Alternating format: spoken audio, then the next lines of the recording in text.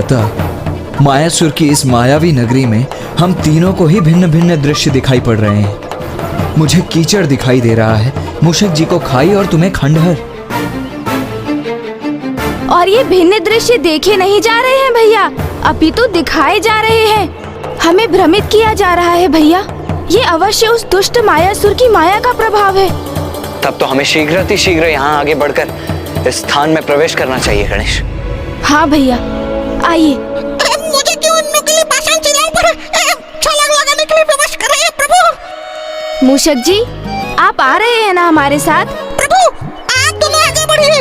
कदाचित वो असुर यहाँ से भागने का प्रयास करेगा, तो मैं यहाँ स्थित रहकर उसकी निगरानी करता रहूंगा प्रभु। उचित है, किंतु आप सचेत और सावधान रहिएगा मूषक जी। जी प्रभु, धन्यवाद।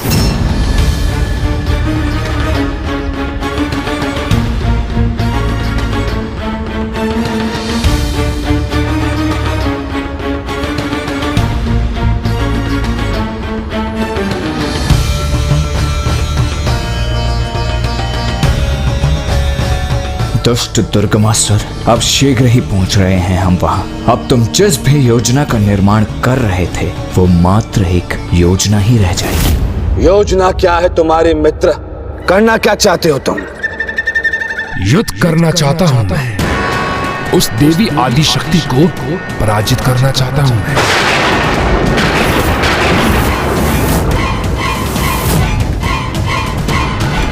देवी आदि शक्ति।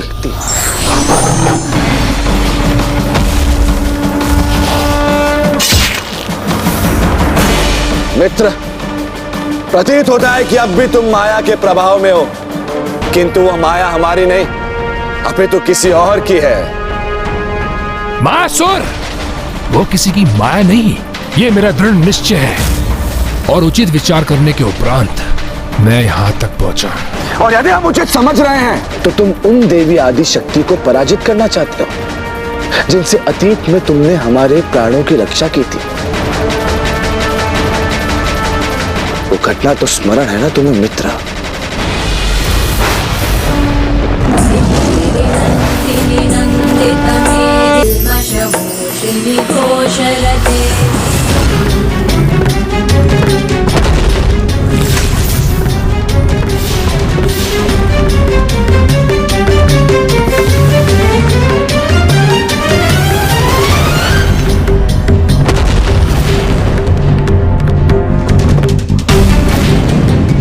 देवी की माला से गिरी ये पंखुड़ी तो प्रज्वलित होकर एक आग्नेय अस्त्र में परिवर्तित हो गई।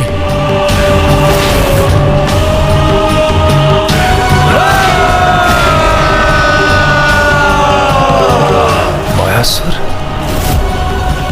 ये तो असीम माया के स्वामी मायासुर है।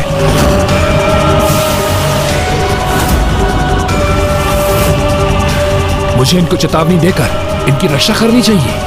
ऐसे महान शक्तिशाली असुर की मित्रता का कभी न कभी तो लाभ होगा मुझे।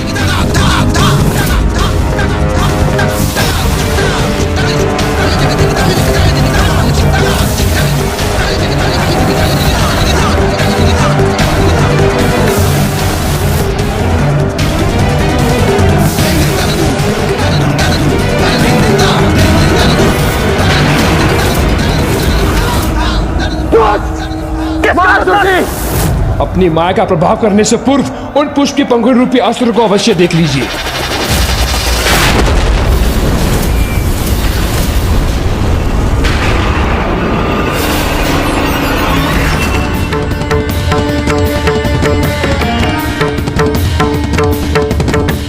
जब मैंने भी उसे देखा था तो मैं भी अचंभित रह गया था उस देवी की माला के पुष्प अस्त्र को देखकर, जिसने संपूर्ण असुर टुकड़ी का विनाश कर दिया।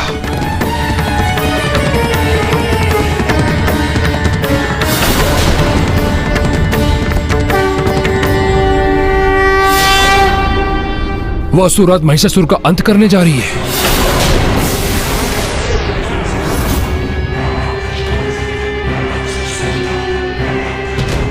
और तुमने हमें उनके उस पुष्प के मार्ग से हटाकर न मात्र हमारे प्राणों की रक्षा की है, अभी तो हमारे अंत से भी हमारी रक्षा की है। इसी कारण हम तुम्हारे आभारी हैं, ऋणी हैं। और मित्र, आज मायासुर मात्र अपने शब्दों में तुम्हारे प्रति अपना आभार प्रकट कर तुमसे धन्यवाद नहीं करेगा, किंतु भविष्य में जब भी तुम्हें हमारी सहायता की आवश्यकता हो, निसंकोच होकर हमारे समक्ष आना। हम तुम्हारी सहायता अवश्य करेंगे मित्र, अवश्य अवश्य करेंगे मित्र, अवश्य अवश्य। तो आज मैं तुम्हें वो अवसर प्रदान कर रहा हूं मित्र, मेरी सहायता कर, अपना ऋण चुकाओ मित्र मायासुर। तो क्या अपने प्राणों की रक्षा का ऋण चुकाने के लिए हमें अपने ही प्राणों की आहुति देनी होगी? यदि तुम्हें वो घटना स्मरण है तो यह भी स्मरण होगा कि कैसे देवी आदिशक्ति की माला की एक पंखुड़ी, मात्र एक पंखुड़ी इतनी विनाशक सिद्ध हुई थी, तो वो देवी स्वयं कितनी शक्तिशाली होगी, क्या इसका अनुमान भी है तुम्हें मित्र दुर्गमासुर? उसकी चिंता त्याग दो मित्र, क्योंकि देवी आदिशक्ति से अधिक शक्तिशाली बनने का उपाय है मेरे पास, किंतु उसे पूर्ण करने हेतु मुझे तुम्हारी सहायता की आवश्यकता होगी। सहायता? कैसी सहायता?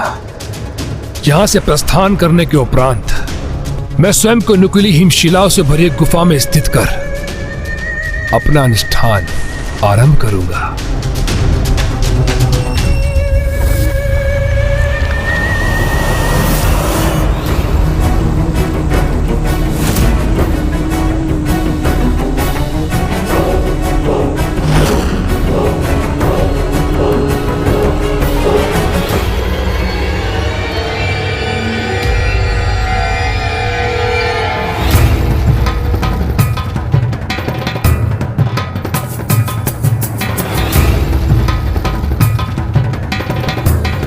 ओह, तो ये है मायासुर की माया। छलावे के मध्य छिपी ये सुंदर सी नगरी अब जाकर कहीं प्रकट हुई है। सत्य है, अद्भुत है मायासुर की माया भैया।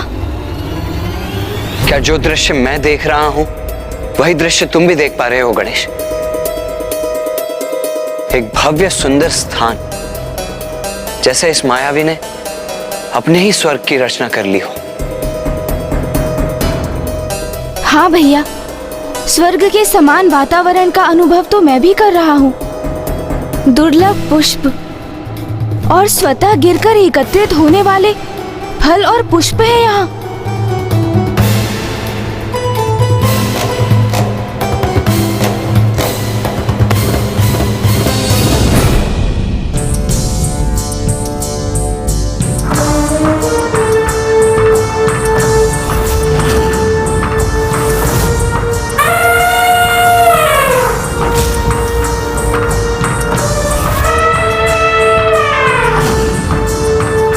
ये गज कुछ असामान्य क्यों प्रतीत हो रहा है?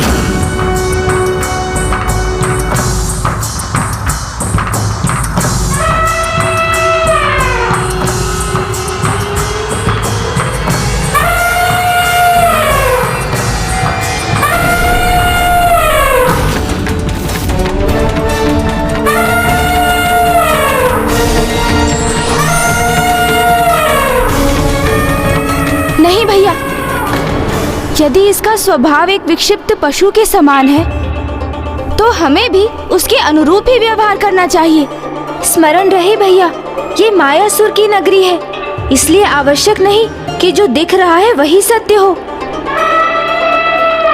इस समय मात्र ये आवश्यक है भैया कि हम किस प्रकार इसे भटकाकर भीतर प्रवेश करें।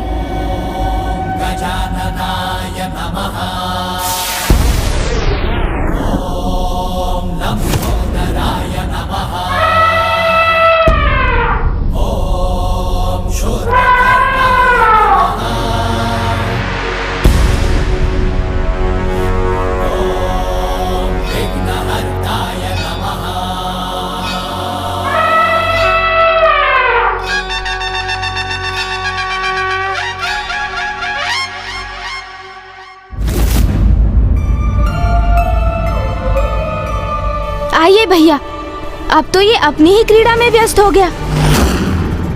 हमारे भीतर प्रवेश करने का ये उचित अवसर है।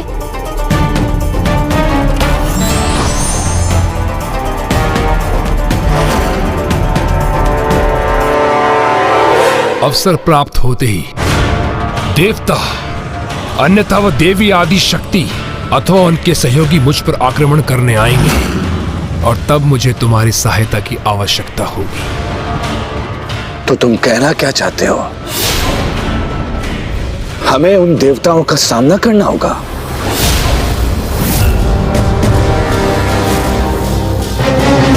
नहीं मायासुर, तुम्हें नागलोक के नागों को अपनी माया से प्रभावित कर मेरे निकट उस गुफा में लाना होगा।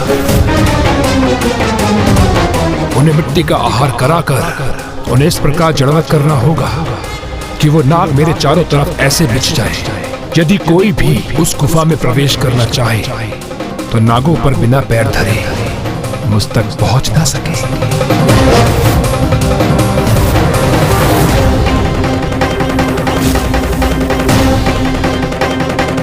किंतु इस सबसे तुम्हें क्या लाभ होगा मित्र दुर्गमासुर? लाभ होगा, बहुत लाभ होगा, क्योंकि वो जड़ नाग अपने स्थान पर स्थित रहकर मेरा वैद्य कवच बनेंगे और उन निर्दोष नागों को कुचल कर अन्यथा उनको अन्य क्षति पहुंचाकर न वो देवता आगे बढ़ सकेंगे और न वो देवी आदि शक्ति। तब मैं उनसे सुरक्षित रहकर 94 करोड़ बार अनुष्ठान कर अपार शक्ति संपन्न हो जाऊंगा और युद्ध में विजय प्राप्त करूंगा।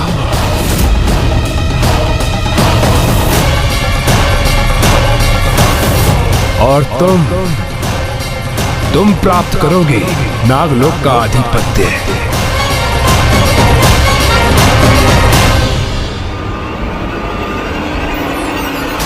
ये तो उत्तम योजना है, अति उत्तम योजना। तो इसे पूर्ण करने के लिए कभी प्रस्थान करना होगा हमें मित्र। शुभ कार्य में विलंब कैसा मित्र? और हम असुर तो शुभ और अशुभ कार्य में विलंब नहीं करते। और वैसे भी आज का दिवस तो अति उत्तम है, क्योंकि आज शिवरात्रि के महापर्व पर सभी 33 कोटि देवी देवता महादेव की आराधना में व्यस्त होंगे। नागलोक का तो किसी को ध्यान भी नहीं होगा, इसलिए यथाशीघ्र प्रस्थान कर हमें अपना प्रयोजन सिद्ध करना होगा।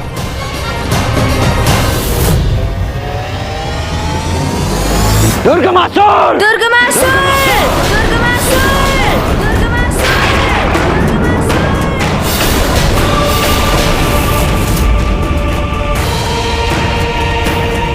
पुनः क्षणिक विलंब हो गया भैया हमें। अब कहाँ ढूंढे उन्हें? कहाँ गए होंगे वो दोनों? भैया ये स्वर कैसा जो वहाँ उस ओर से आ रहा है? आइए हमें शीघ्र देखना होगा।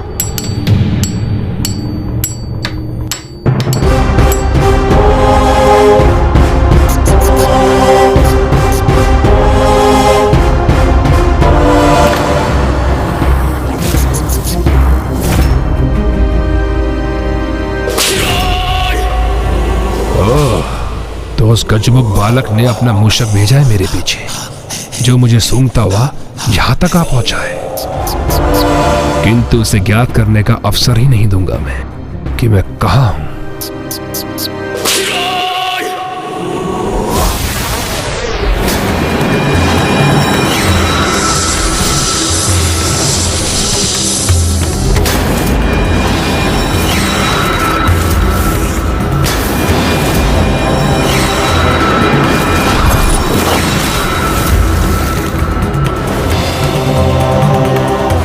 अब शीघ्र अति शीघ्र कि समस्त नाग हमारी माया से प्रभावित होकर हमारे इच्छा अनुसार चलेंगे और समस्त नाग लोग हमारे अधीन होगा, माया सुर के अधीन।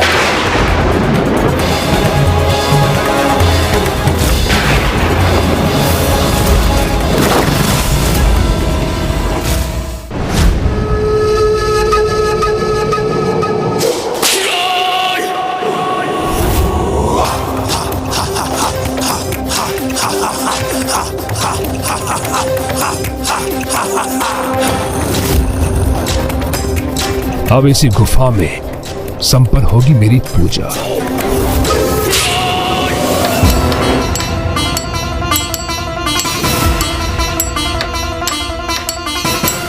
इतनी बड़ी प्रतिमा, और वो भी स्वयं की।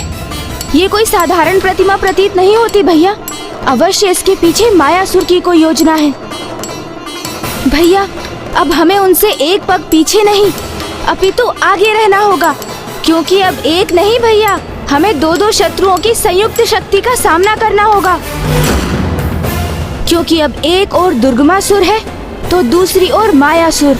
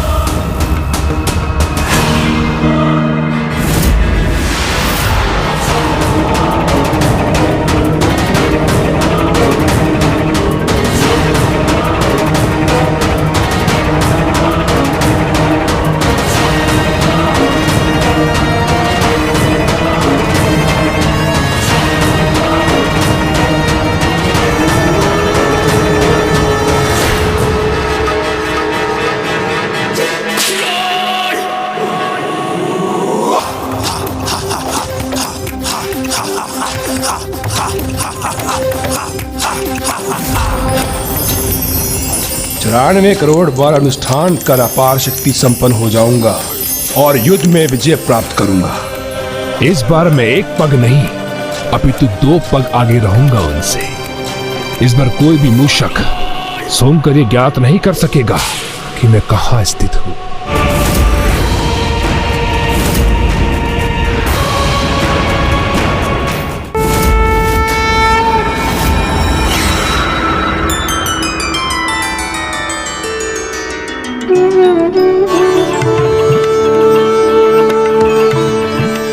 शिवरात्रि के भव्य उत्सव का आयोजन है यहाँ, जिसमें समस्त कोटि देवता उपस्थित होकर महादेव की अर्चना करेंगे।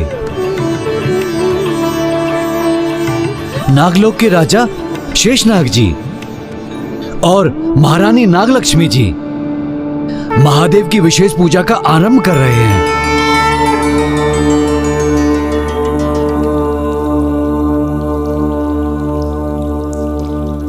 मुझे शीघ्रता करनी होगी। महादेव का पूजन करके उनका आशीर्वाद प्राप्त करके शीघ्र अपनी भावी संतान अपने अंड के पास पहुंचना होगा। देवी नागलक्ष्मी, शिवरात्रि के अवसर पर महादेव का अभिषेक करते समय आपका इतना अधीर होना अनुचित है। आप चिंता ना करें, अब हम पूजा आरंभ करने ही जा रहे हैं।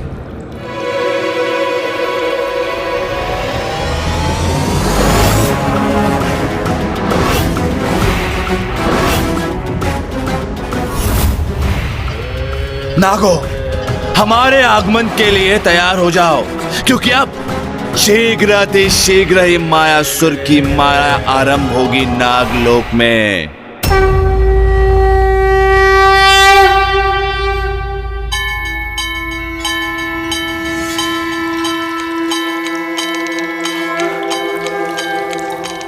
मुझे अकस्मात ही कैसी व्याकुलता और दुश्चिंता से होने लगी है। मुझे शीघ्र अपने अंड को देखना होगा।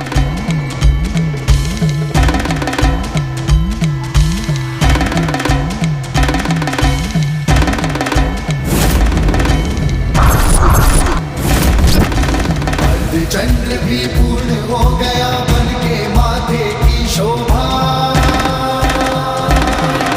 त्रिलोचन त्रिकाल की जग में लागे अलौकिक ये आभा। बंधन का विष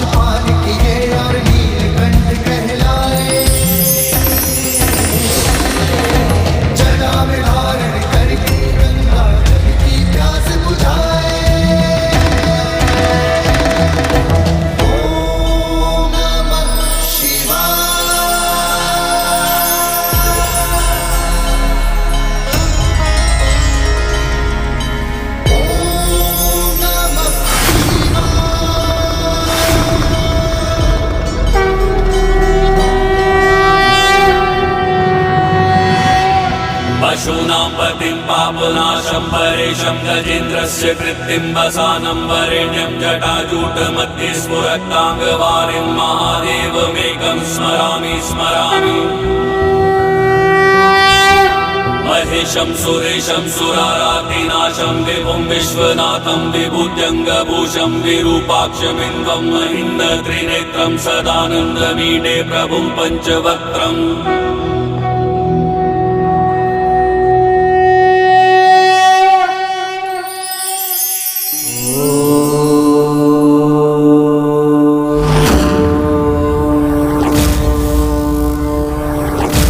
महादेव का पूजन संपन्न हुआ। अब मैं शीघ्र अपने अंड के निकट लौटती हूँ।